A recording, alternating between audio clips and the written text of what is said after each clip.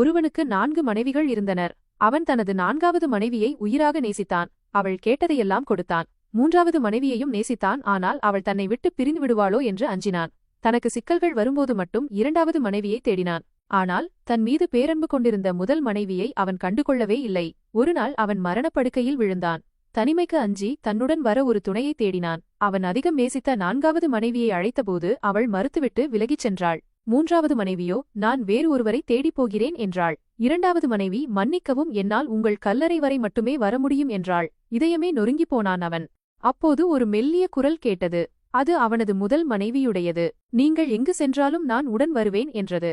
அவன் அவளை பார்த்தான். அவனது அலட்சியத்தால் அவள் எலும்பும் தோலுமாயிருந்தாள். அவளைக் கண்டதும் அவன் மனம் வருந்தினான்.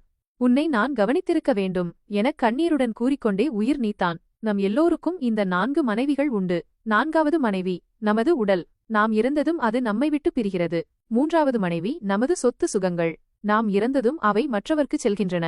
2வது மனைவி நமது குடும்பமும் நண்பர்களும். அவர்கள் நமது கல்லறை வரை மட்டுமே துணை வருவார்கள். முதல் மனைவி நமது ஆன்மா. நாம் புறக்கணித்தாலும் இறுதி வரை நம்மோடு வருவது அது மட்டுமே. வாழும்போது ஆன்மாவை வளப்படுத்துவதே வாழ்க்கையின் நிதர்சனம்.